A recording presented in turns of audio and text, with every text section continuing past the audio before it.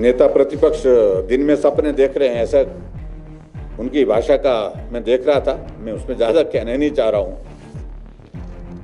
सपने में आज तक नहीं देखे हमने, नींद में भी नहीं देखे, दिन में तो बात छोड़िए।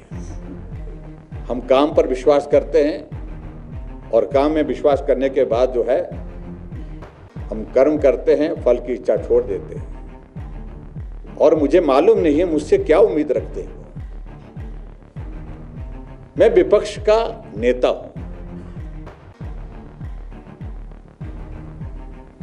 और विपक्ष के नेता होने के नाते मेरा ये दायित्व तो है कि सरकार गलत करती है तो मैं उस पर आवाज उठाऊं। ये एक लोकतांत्रिक व्यवस्था के अनुरूप जो है एक दायित्व का निर्वहन में कर रहा हूं।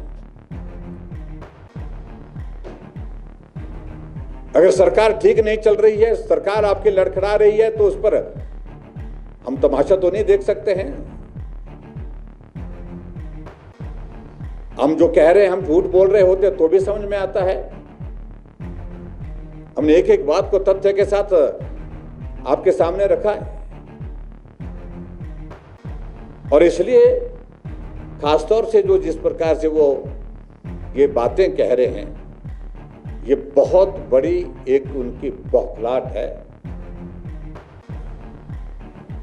उपचुनाव की अधिकांश सीटों पर कांग्रेस अभी तक संकट में, किसको टिकट दिया जाए किसको टिकट ना दिया जाए इसका निर्णय नहीं कर पा रहे हैं। लोकसभा की 4 सीटों पर 2 सीटों का फैसला हुआ है। 2 सीटों के बारे में केंद्र ने जो उनका पैनल दिया था वो वापस कर दिया। अब वो उनकी पार्टी का विषय है, मैं उसके लिए ज्यादा कुछ कहना नहीं चाह रहा, लेकिन मैं इतना जरूर कहना चाहता हूं कि हिमाचल प्रदेश में भारतीय जनता पार्टी 4 लोकसभा की सीटें भी जीतेगी और 4 लोकसभा सीट जीतने के साथ साथ में उपचुनाव के चाहे 6 चुनाव हो चाहे ये चुनाव 9, हम सब के सब जीतेंगे हिमाचल प्रदेश में।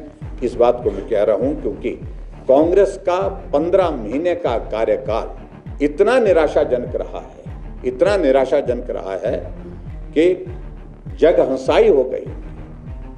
बहुत बड़ी बड़ी बातें, एक भी योजना हिमाचल प्रदेश की जनहित में आज की तारीख में हम देख रहे हैं कि लोगों के बीच में जाकर के अगर पूछें तो एक भी योजना का जिक्र नहीं कर सकते।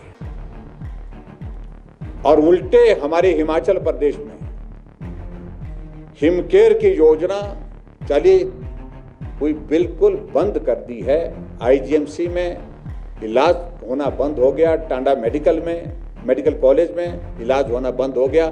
सभी मेडिकल कॉलेज में, हॉस्पिटल में जो पैसा अभी तक जो है लगभग 300 करोड़ रुपए आयुष्मान भारत और हिमकेयर का जो देने को है वो पैसा नहीं दिया है।